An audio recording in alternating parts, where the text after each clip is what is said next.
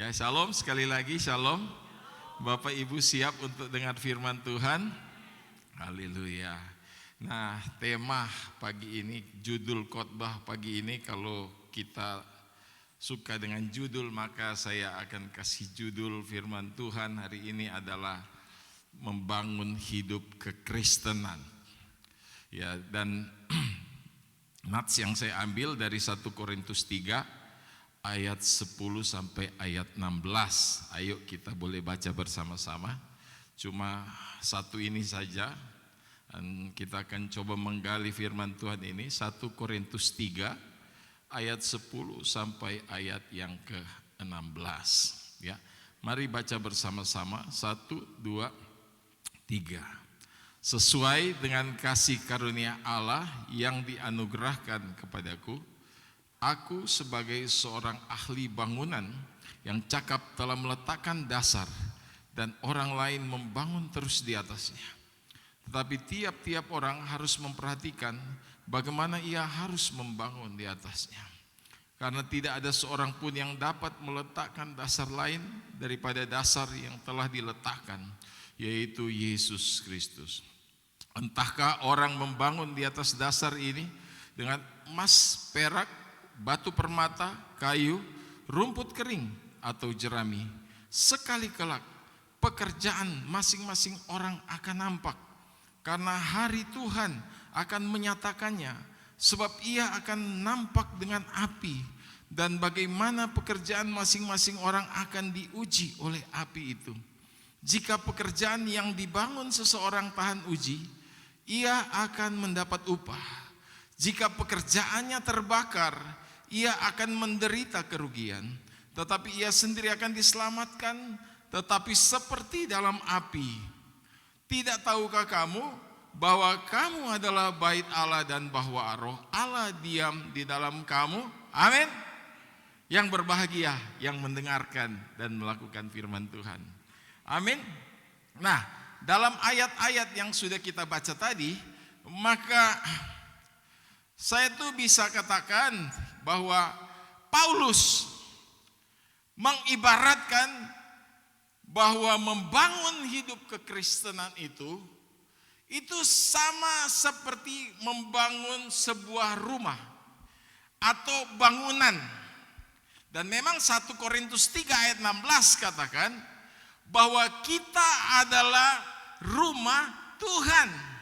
Kamu adalah bait Allah. Dan kalau kita cermati teks tadi, ya, tersirat juga bahwa Paulus juga mendorong kita supaya kita bangun rumah Tuhan atau hidup kekristenan kita dari barang-barang yang mahal, ya.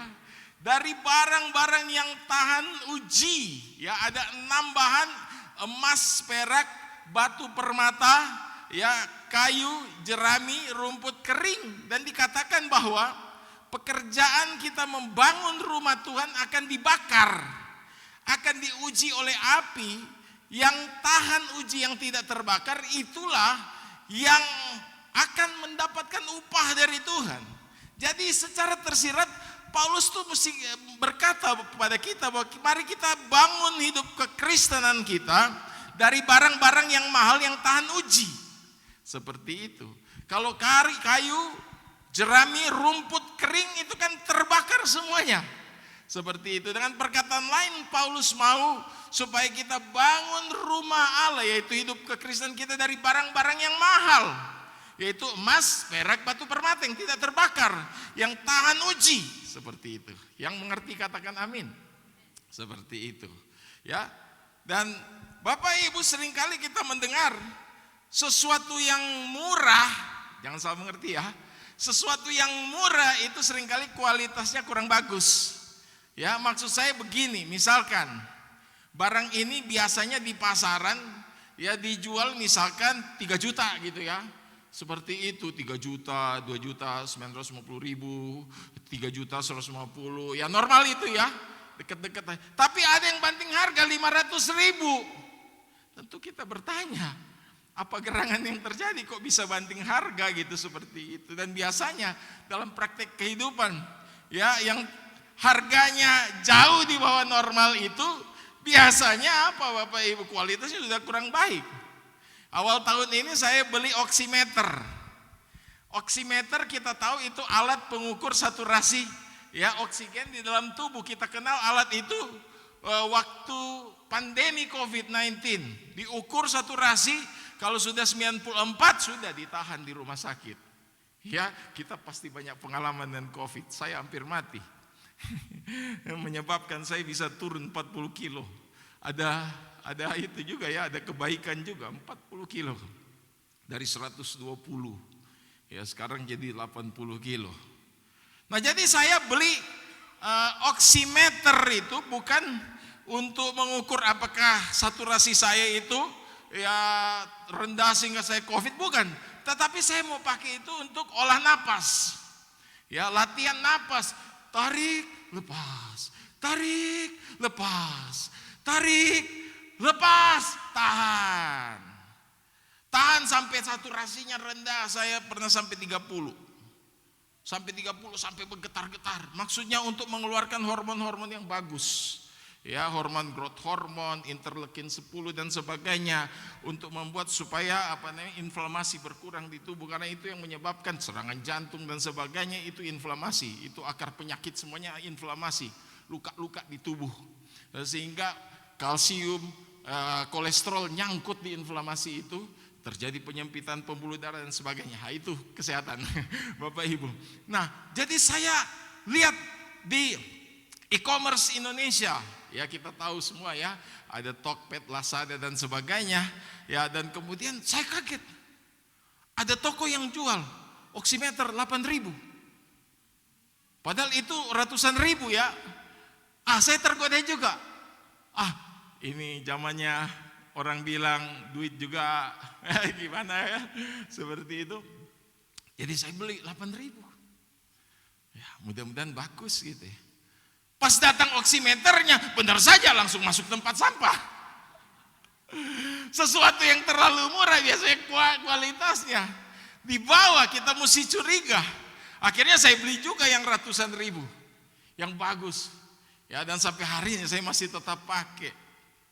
Makanya kita ingin sesuatu yang berkualitas, maka kita harus bayar lebih. Dan Tuhan ingin rumahnya, yaitu hidup kekristenan kita, dibangun dari barang-barang yang tahan uji. Yang tahan uji itu adalah barang-barang yang mahal. Amin. Yaitu emas, perak, batu permata, barangnya mahal. Cara membangunnya juga tidak boleh salah. Nah, Bapak Ibu, langsung saya masuk kepada poin-poinnya. Seperti apa rumah kediamannya yang mahal, yang kuat, yang bagus, yang tahan uji? Yang pertama di ayat 11 tadi, ya. Di ayat 11 tadi saya pakai Alkitab terjemahan baru yang kedua, ya mungkin agak sedikit berbeda. Dikatakan ayat 11, sebab tidak ada seorang pun yang dapat meletakkan dasar lain daripada dasar yang telah diletakkan, yaitu Yesus Kristus. Rumah yang mahal, yang kuat, yang benar, yang pertama, fondasinya adalah Tuhan Yesus. Amin. Gak ada fondasi lain, Bapak Ibu. Kekuatan sebuah bangunan terletak pada fondasinya. Amin. Karena fondasi itu adalah bagian bangunan yang terletak di dasar, yang dipakai setiap detik, setiap saat. Fondasi menanggung bobot seluruh bangunan yang di atasnya. Amin. Makanya fondasi itu bagian yang penting sekali. Kalau pintu, jendela dan bagian yang lain tidak dipakai setiap detik, tetapi yang namanya fondasi setiap detik, seperti itu kan, dia tanggung terus. Makanya fondasi adalah bagian yang terpenting dari sebuah bangunan, terutama kalau kita bicara kekuatan, ya. Dan oleh sebab itu fondasi dibangun di awal seperti itu. Amin. Nggak ada kan bangunan di atas dulu baru pasang fondasi, nggak ada. Ya, bangunan ini juga ada fondasi ya, Pak, Bu, ya seperti itu. Dipasang dengan serius. Waktu tsunami di Jepang, itu arsitektur, ya sarjana insinyur, itu di Jepang dipuji setinggi langit. Kenapa? Karena gedungnya kuat, dilanda oleh tsunami. Itu tidak ada yang rontok, paling yang gedung tinggi itu cuman berayun begitu. Luar biasa. Dan pada saat yang sama, saya mendapatkan satu artikel yang mengatakan begini. Ini ahli bangunan tinggi yang mengatakan bahwa bangunan tinggi yang kuat, ya atau sedikit tinggi juga, dikatakan begini, ya aturan pembangunan yang bagus, yang kuat, yang benar, maka 75% waktu dipakai membangun fondasi. 75%. Saya jadi teringat pernah saya ke Jakarta, itu ke satu tempat bolak-balik di situ dalam waktu yang lama. Saya lihat ada satu bangunan, itu dibangun fondasinya lama banget. Wah, kok nggak selesai? Apa dananya kurang? Tapi kok selalu ada pekerjaan di situ? Wah, lama banget. Selesai. Itu gedung yang di atasnya sebentar aja dibangun. Jadi persis seperti ilmu ini. Dari sini pun saya mau katakan sekali lagi, fondasi itu adalah bagian bangunan yang terpenting. Ya. Fondasi adalah bagian bangunan yang terpenting. Ya. Kalau begitu, untuk membangun rumah Allah yang kuat, maka fondasinya harus kuat. Dan fondasi yang terkuat adalah Tuhan Yesus Kristus. Apa artinya? Artinya bahwa ajaran dan perintah Tuhan Yesus, ya, adalah fondasi kita. Ajaran dan perintah Tuhan Yesus harus mendarah daging dalam kehidupan kita. Ya. Ajaran dan perintah Tuhan Yesus harus menjadi dasar dari setiap keputusan kita. Dalam ekonomi, dalam bisnis, dalam apa saja. Ajaran dan perintah Tuhan Yesus, ya, harus jadi daging dalam hidup kita, yang mengatur hidup kita. Amin. Artinya Alkitab ini harus kita baca, kita renungkan, kita lakukan. Ya, ini berbicara saat teduh Bapak Ibu ya. Seperti itu, karena fondasi letaknya di bawah dan tidak kelihatan.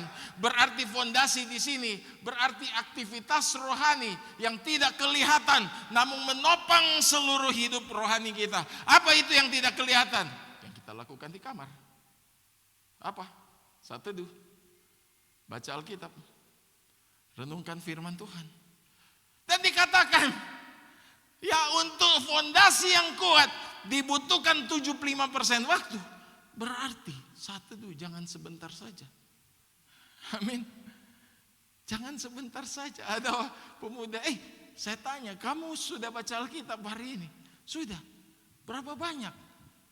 Malu-malu sambil dia bilang, seayat Bang Hence. Oh, seayat? Oh ya, gak apa-apa. Di mana kamu baca? Ya lupa. Astaga. Cuma seayat, lupa pula. Seperti itu. Ya. Baca, renungkan. Oh ya, wamen yang pinter itu ya, wamen dikti itu dia bilang, mau suka melekat ya. Stella Christy itu ya, baca, renungkan. Ulang-ulang. Elaborasi, ada yang dicatat. Saya juga diberkati waktu dengar dia, saya dengar dari YouTube. Seperti itu. Ya, Profesor Stella Christy. Ya. Jangan terlalu sebentar, karena 75% waktu untuk pembangunan gedung itu untuk pembangunan. Ya, kalau mau yang kuat ada pembangunan fondasi. Baca, renungkan, dan mulai taati. Nah, Bapak Ibu, sekarang dalam pengamatan saya, banyak orang Kristen ya sudah suka sekali baca Alkitab.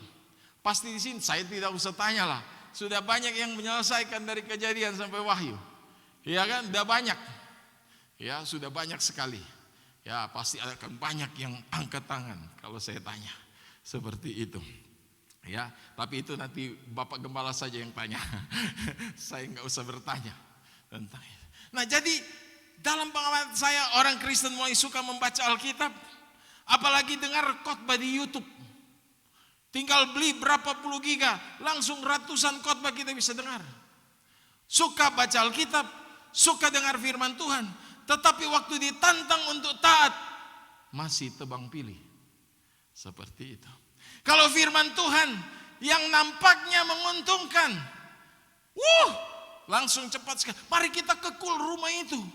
Mulai dari B1, B2, B3, B4, ada semuanya. Langsung rame-rame. Tapi kalau Bapak Gembala khotbah tentang perpuluhan, ya mulai banyak yang lihat jam mungkin. Pura-pura lihat ke kiri, ke kanan. Seperti itu. Padahal Bapak Ibu, di dalam Alkitab yang disebut dengan taat melakukan firman Tuhan adalah ketika umat Tuhan ditantang untuk melakukan hal-hal yang sulit, bukan hal-hal yang mudah. Tuhan Yesus taat enggak? Ya taat, dialah maestro. Ya, enggak ada satu firman pun yang tidak dia lakukan. Dan ketaatannya sampai dia tergantung di atas kayu salib. Itu berarti ketaatan yang sulit. Sadrak, Mesak, dan Abednego diancam akan dimasukkan ke dapur perapian yang menyala-nyala. Tapi mereka katakan kepada Nebukadnezar, walaupun Tuhan yang kusembah tidak menolong kami, kami tidak akan menyembah patung dewa Tuanku Raja Nebukadnezar. Ketaatan yang sulit, bukan ketaatan yang mudah. Bapak Ibu, atau kalau bahasa sekarang, walaupun doaku belum dijawab, walaupun uang yang kubutuhkan belum Tuhan ya berikan, walaupun aku belum sembuh, aku tetap menyembah Tuhan, aku tetap ke gereja, walaupun bisnisku sekarang menurun, aku tetap kasih perpuluhan sebagai tanda kasihku kepada Tuhan. Itu baru bilang taat. Jadi firman Tuhan kalau kita baca, justru ketaatan dilihat ketika kita ditantang untuk melakukan sesuatu yang sulit. Daniel waktu dia terancam untuk dimasukkan ke gua singa karena dilarang untuk datang berdoa kepada dewa yang lain kecuali dewa dari Raja Darius. Dia tetap, bahkan kamarnya dibuka. Dibuka, dia tetap menyembah kepada Tuhan. Ketaatan yang sulit.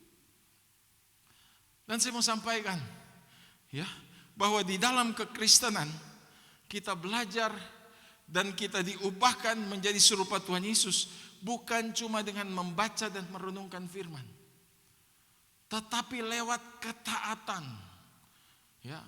Atau bahasa dari motivator dibilang begini, learning by doing. Kita belajar. Kita diubahkan lewat melakukan firman Tuhan. Saya kasih contoh Bapak Ibu. Contoh di dalam Alkitab dikatakan begini. Ya, berilah, maka kamu akan diberi.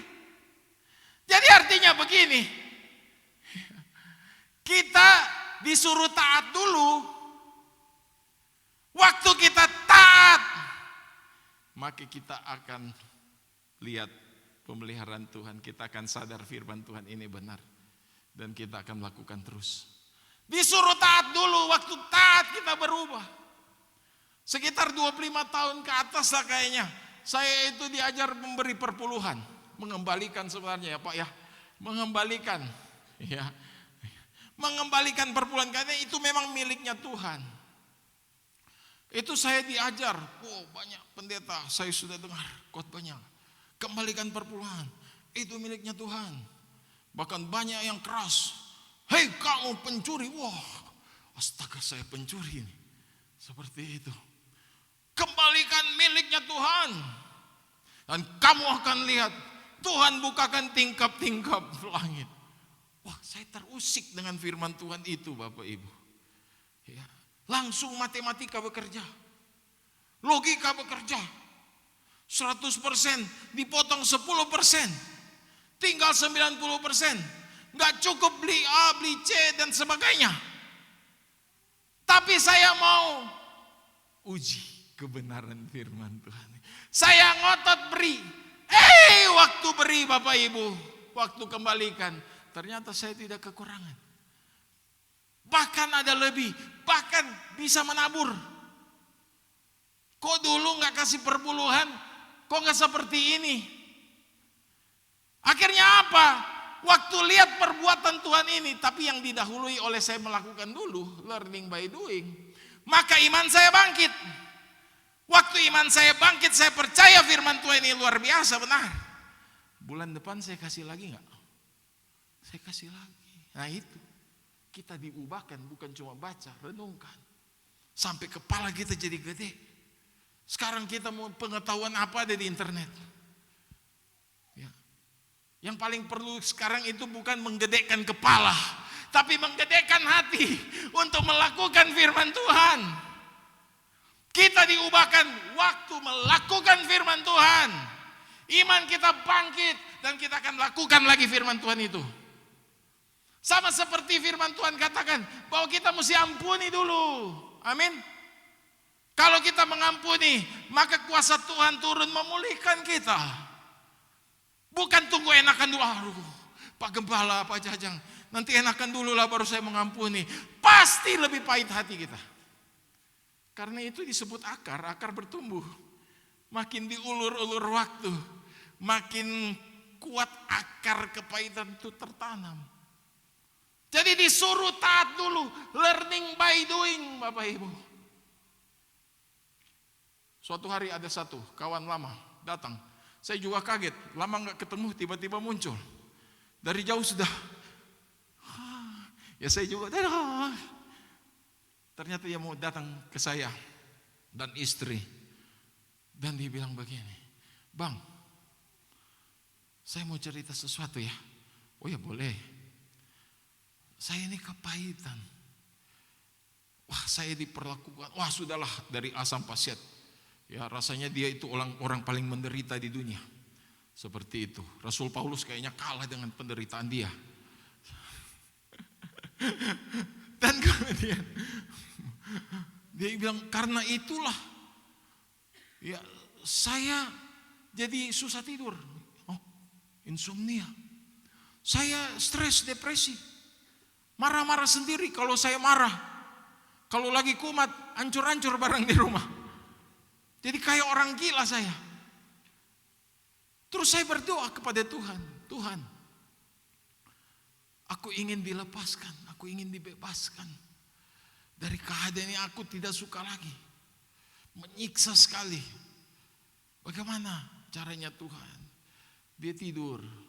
Waktu dia tidur, dia ketemu Tuhan menurut kesaksian dia gitu ya.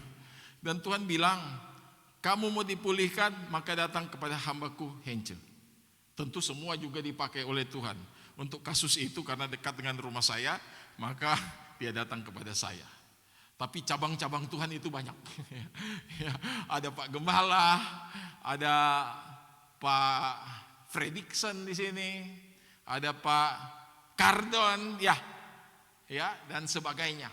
Ada Bu Meilan gitu ya. Salah ya, saya salah. Ibu Mei lah. Kalau Ibu Mei pasti benar gitu ya. Sama suami beliau saya kenal sekali ya. Ini sudah jemaat lama sekali bersama Bapak Gembala. Saya masih sekolah, Bapak Gembala sudah jadi gembala di sini. Ini memang senior saya. Saya hormatilah. Tadi apa cerita? Oh iya. Saya suka lupa juga kalau tiba-tiba ada cerita. Nah, oh gitu ya. Oh jadi kamu disuruh Tuhan ke sini. Oke. Rumusnya cuma satu. Enggak ada muluk-muluk. Saya enggak bikin khotbah yang indah-indah untuk kamu. Cuma ampuni saja. Setelah aku mengalami ini dan abang suruh mengampuni, enggak bisa. Sudah terlalu sakit. Sakit tuh di sini. Oh gitu. Ya udah, kalau kamu memang masih cinta dengan insomnia kamu, Kalau kamu masih cinta dengan stres, depresi, susah makan kamu, ya silakan aja pulang, nggak apa-apa. Saya nggak bisa basa-basi ini. Memang cuma itu. Smith Wigglesworth aja disuruh mendoakan orang kepahitan, dia tidak mau. Masih tetap menyimpan kepahitan. Saya ingat cerita itu. Ya sudah, nggak apa-apa, pulang aja kamu kalau memang kamu nggak mau sembuh. Tapi ingat, Tuhan suruh kau ke saya. Dan kalau kamu pulang, kamu berubah pikiran, telepon lagi saya. Tetap kasih harapan. 3 hari kemudian benar saja dia telepon lagi, Bang, saya udah nggak tahan ini, ayo saya mau mengampuni. Itu kan kamu bandel sih, ya. Oke, begini caranya. Karena saya lihat kamu begitu terikat, saya mau puasa 1 hari, istri saya juga, kamu puasa juga, ya. Atas petunjuk orang-orang yang biasa melayani pelepasan. Ya, kadang-kadang ikatan dibuat lemah dengan berpuasa. Seperti itu. Oke, saya puasa, kamu puasa, dan kita ketemu di mana Bapak Ibu? Tahu nggak di mana? Bandung Indah Golf, Bandung Selatan. Ya, karena saya sering melayani pelepasan di tempat saya, sehingga orang serumah dengan saya waktu itu, ya nggak setuju juga gitu ya. Oke, kita ketemu di Bandung Selatan, Bandung Indah Golf. Saya tuh kaget, Bandung Indah Golf waktu itu agak siangan kosong. Di aspal Bapak Ibu. Dan kemudian kita tuntun terima Yesus, bukan terima Yesus, mengampuni. Karena dia sudah terima Yesus. Dan kemudian dia mulai manifestasi 2 jam Bapak Ibu. Mau serang tapi dia gak bisa. Dan hari itu dia mengalami pembebasan. Dia bilang begini, saya melihat ada makhluk yang besar sekali keluar dari saya. Saya bebas sekarang. Berapa hari kemudian dia telepon kita, saya sudah bisa tidur. Dan bukan cuma saya dilepaskan, ginjal saya diperiksa membaik. Wow, luar biasa. Beri tepuk tangan dulu untuk Tuhan. Learning by doing. Amin. Kita diubahkan, bukan cuma baca renungkan firman. Mulailah taat walaupun sulit. Dan kita akan melihat waktu kita melakukan walaupun sulit, maka kasih karunia Tuhan ya akan diberikan kepada kita, memampukan kita melakukan firman-Nya. Seperti itu. Nggak ada yang mampu lakukan firman Tuhan. Walaupun sesederhana apapun juga tanpa kuasa Roh Kudus. Tapi waktu kita melangkah dalam ketaatan, maka Tuhan akan menolong kita. Bukan cuma itu, kita diubahkan lewat ketaatan. Bukan cuma baca renungkan firman Tuhan sampai kepala jadi gede. Seperti itu. Tujuan Tuhan bukan cuma sekedar pengetahuan kita jadi banyak, tapi diubahkan hati kita. Amin. Diubahkan lewat ketaatan. Jadi itu yang pertama, fondasi yang terkuat adalah Tuhan Yesus. Yang kedua, ya, rumah seperti apa ya? Rumah Tuhan, rumah kediamannya yang mahal, yang kuat, yang benar, ya, yang tahan uji. Cuma 2 poin khotbah saya. Yang kedua, bangun rumah Tuhan, yaitu hidup kekristenan kita dengan hati-hati dan cermat, karena akan diuji oleh api. Dengan hati-hati, ibarat membangun bangunan tinggi tadi, ya. Harus hati-hati supaya kuat, indah, ya, lurus, ya kan? Bisa dipakai. Apakah Bapak Ibu mau nggak tinggal di gedung yang kayak menara Pisa yang miring? Nggak mau kan? Kok yang begitu kan tidurnya setengah mata aja. Yang setengah itu, aduh lihat-lihat jangan roboh gitu kan. Seperti itu. Puluhan tahun lalu saya baca bangunan-bangunan tinggi di Brasil yang sudah dibangun dengan memakan biaya jutaan dolar harus diruntuhkan, dihancurkan lagi. Kenapa miring Bapak Ibu? Bukan karena nggak ada fondasi, fondasinya keras, tapi karena tidak hati-hati. Ingat, tidak hati-hati. Fondasi yang diletakkan miring. sehingga bangunan yang di atasnya juga miring. Maka bangun rumah Tuhan juga harus hati-hati. Amin. Harus hati-hati. Nah, saya ada 3 alasan kenapa kita harus hati-hati membangun rumah Tuhan. Jadi ini poin kedua ya. Dalam poin kedua 2.1. Seperti itu ya, saya mesti bilang begini supaya tidak kehilangan arah. Ya. Jadi ada 3 alasan kenapa bangun rumah Tuhan harus hati-hati. Yang pertama, dengar baik-baik gereja Tuhan, firman Tuhan gak bisa ditawar-tawar. Firman Tuhan gak bisa diganti dengan doa. Di sini berisi perintah Tuhan juga janji Tuhan. Perintah Tuhan dilakukan, janji Tuhan kita alami. Amin. Sama seperti kesehatan kita gak bisa ditawar-tawar, benar kan? Gak bisa. Kita pingin sehat cuma doa doang. Kita pingin jantung sehat, tetapi makanan setiap hari gorengan 10. Ya, semua berlemak, santan, minyak dan sebagainya, lemak trans. Suka begadang. Saya lagi gosipin diri saya sendiri. Waktu badan saya aduhai. Karena dulu kalau jam 10 malam belum makan, langsung bikin Indomie 2 bungkus, telur 2. Sedang menimbun penyakit. Atau keluar cari nasi goreng. 1 porsi belum cukup, 2 porsi belum cukup, 3 porsi. Makanya membengkak ke kiri dan ke kanan. Ke depan juga. Seperti itu. Ya. Kita pingin jantung sehat. Tapi aturan kesehatan tidak diperhatikan. Tidak suka olahraga. Dan kita berdoa, oh Tuhan, di dalam darahku mengalir darah Yesus. Engkau penyembuh. Engkau yang beri aku kesehatan sempurna. Aku takkan sakit. Doa begitu tidak dijawab. Makanya Smith Wigglesworth tidak mau berdoa untuk orang yang tidak jaga kesehatan. Itu 14 kali membangkitkan orang mati. Ya. Muridnya dalam musim dingin mau keluar rumah. Smith Wigglesworth melihat jaketnya tidak ditutup. Smith yang tutupin. Mesti jaga kesehatan. Itu adalah rasul kesembuhan. Kesehatan tidak bisa ditawar-tawar. Ya. Tidak bisa Bapak Ibu kita harapkan sehat, tapi tidak jaga kesehatan cuma berdoa. Amin. Aturan-aturan di jagat raya ini secara umum tidak bisa digantikan dengan doa. Firman Tuhan tidak bisa digantikan dengan doa. Waktu saya kena COVID-19, 60 hari saya pikir saya sudah mau melayang-layang. Ternyata saya masih melayang di Lembang. Iya, karena lemahnya minta ampun, 60 hari saya diisolasi mandiri. Dokter dari Dinkes cuma 1 kali datang.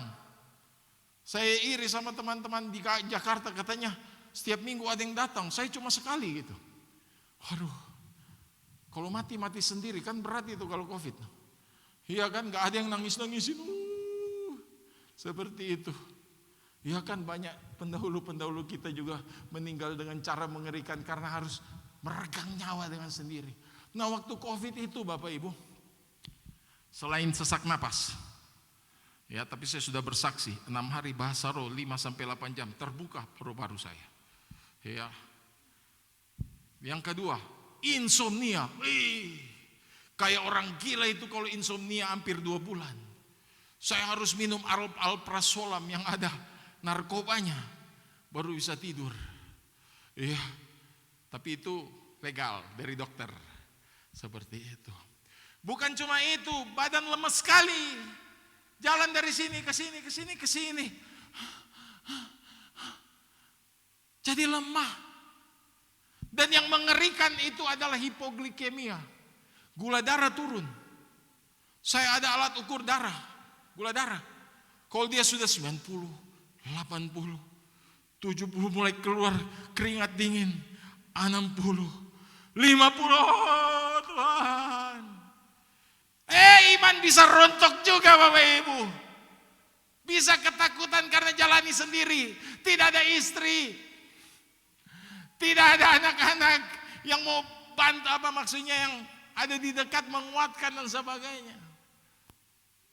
Dan kalau sudah gula darah seperti itu Bapak Ibu, saya menolong diri saya sendiri dengan minum air gula. 1 minggu habis 2-3 kilo. Jemaat yang membawa itu sampai heran, kok gembala kita raja gula ya? Padahal sedang mau mengatasi gula darah turun. Gila betul Bapak Ibu. Itu keadaannya, wah, kok udah gula darah turun. Itu memang betul-betul sudah sesak tambah sesak. Minum.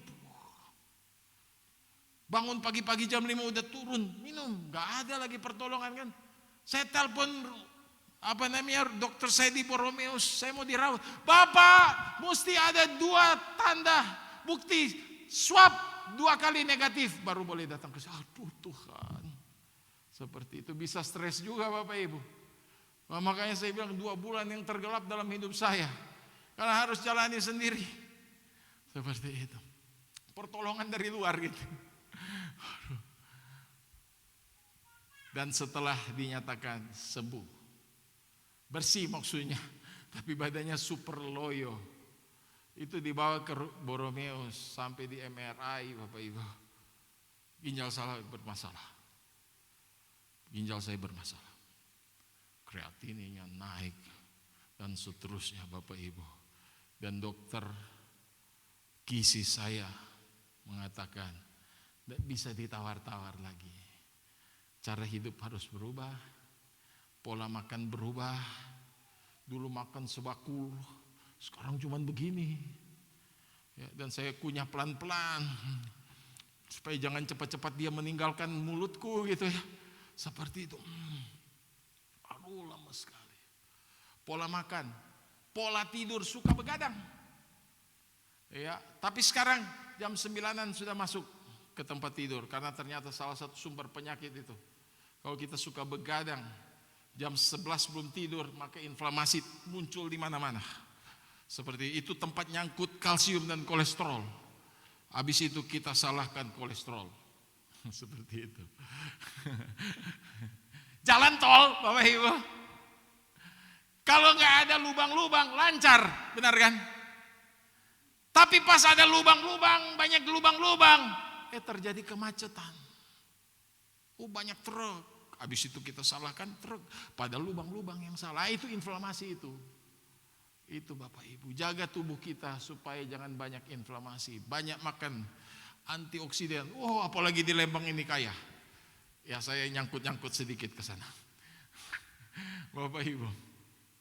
Jadi apa ya? Bapak Ibu. Jadi tidak bisa ditawar-tawar lagi. Harus ubah pola makan, pola gerak. Sekarang berolahraga. Seperti itu. 10.000 langkah setiap hari. Ya, pola tidur. Semua teratur. Bapak Ibu, apa yang terjadi? Diperiksa di laboratorium karena harus ada bukti kalau kita sehat. Ternyata ginjal saya jauh lebih sehat dari sebelum kena COVID. Amin. Jadi saya mau sampaikan, kita ingin sehat, singkirkan penghalang hidup sehat.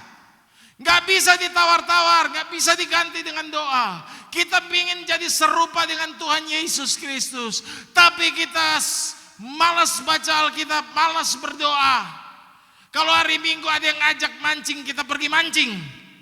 Dan kita tetap ada harapan. Saya akan jadi serupa Tuhan Yesus. Kita berdoa, Tuhan jadikan aku serupa Tuhan. Tapi malas kekul. Aduh, mimpi di siang bolong. Seperti itu. Firman Tuhan tidak bisa ditawar-tawar. Kita ingin keluarga, keuangan keluarga, ekonomi keluarga membaik. Kita berdoa, Tuhan curahkan berkat-Mu berlimpah-limpah. Sampai pintunya tercabut sekalipun. Karena banyaknya berkat Tuhan itu. Tapi kita tidak mengembalikan perpuluhan. Cash flow-nya tidak dijaga, cenderung boros. Kita cuma berdoa, tidak bisa. Firman Tuhan nggak bisa ditawar-tawar. Bangun rumah Tuhan, ya, dengan serius, dengan hati-hati, ya, karena Bapak Ibu, firman Tuhan gak bisa ditawar-tawar. Yang kedua, saya cepat saja. Yang kedua, ini masih 2.2. Seperti itu. Kalau Pak Guru pasti tahu lah. Ya, supaya kita tidak kehilangan arahnya Bapak Ibu. Yang kedua, setiap keputusan kita berdampak pada orang sekeliling kita. Makanya bangun rumah Tuhan dan hati-hati. Setiap keputusan berdampak kepada orang sekeliling. Waktu Daud meniduri Batseba, Daud sendiri menjadi dalang dari terbunuhnya suami Batseba. Apa yang terjadi Bapak Ibu? Nabi Nathan datang nunjuk-nunjuk dia. Mulai sekarang pedang tidak akan menyingkir dari anak cucu. Dan sejak saat itu karena kesalahan papa, kesalahan opa, maka anak cucunya bunuh-bunuhan. Ingat, kita tidak hidup sendiri. Ya. Korah, Datan, Abiram memberontak kepada Musa. Dan apa yang terjadi? Tuhan hukum masuk ke perut bumi. Tapi yang masuk ke perut bumi bukan cuma Korah, Datan, Abiram. Anak cucu mereka juga. Kalau nggak salah 250 orang masuk ke perut bumi. Ingat baik-baik, kalau membangun rumah Tuhan, hati-hati sebab ada orang di sekeliling kita. Apalagi yang bernama keluarga. Amin. Ada berapa anak-anak yang jadi rohani ketika papa mama tidak rohani? Sangat jarang sekali. Bahkan mungkin gak ada. Tapi kalau papa mama rohani walaupun tidak sempurna, anak cenderung ke transfer orang tuanya. Amin. Ingat baik-baik, bangun rumah Tuhan harus hati-hati. Amin. Karena yang pertama, firman Tuhan gak bisa ditawar-tawar. Yang kedua, setiap keputusan kita berdampak pada orang sekeliling, terutama yang namanya keluarga. Dan yang ketiga, ini yang paling akhir, 2.3. Ya. Bangunan yang kokoh harus dibangun dengan motivasi yang benar. Amin. Karena tadi dibilang begini, akan diuji oleh api. Yang diuji kemurniannya itu bicara motivasi. Motivasi itu apa? Semua sudah tahu. Alasan atau pendorong di balik sesuatu yang kita lakukan itu namanya motivasi. Apa motivasi kita ke gereja? Apa motivasi kita melayani? Apa motivasi kita melakukan sesuatu?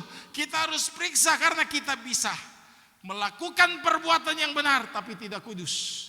Karena kekudusan itu bukan cuma berbicara tentang perbuatan yang benar. Kekudusan itu berbicara perbuatan benar dengan motivasi yang benar. Suatu hari ada satu ibu datang ke gereja. Gembala mana yang tidak senang ada ketambahan? Seperti yang datang ke gereja. Aduh, puji Tuhan muncul juga yang didoakan. Iya Pak Henca. Ngomong-ngomong, kok rajin amat ya sekarang? Pak Henca, si A ada enggak? Dia tanya si A. Wah saya enggak tahu ya. Si A ada enggak Pak? Mungkin. Saya mau tagih hutang. Astaga. Perbuatannya benar ke gereja. Motivasinya salah. Kita bisa melakukan perbuatan benar. Tapi tidak kudus. Yang Tuhan tuntut kudus, perbuatan benar, motifnya benar. Seperti itu, amin. Makanya yang diuji kemurniannya itu motivasi selalu. Apa yang ada di dalam, apa yang tersembunyi. Saya tutup saja dengan satu cerita. Ya Bapak Ibu, Alkisah. Ada seorang pegawai dari satu perusahaan, developer lah. Katakan begitu. Dia mau bangun usaha yang sama dengan bosnya. Dan kemudian dia datang kepada bos. Dia bilang, bos, saya kan ini sudah mengabdi 30 tahun. Dan saya setia, saya mengerjakan setiap proyek dengan benar, dengan hati-hati. Dan sekarang saya sudah capek bos.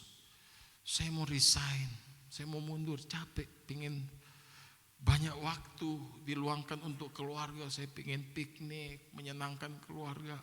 Padahal mau resign gitu, bangun usaha yang sama. Tapi dia bilang begitu. Waduh, bos sedih. Wah, kamu kurang apa di perusahaan saya?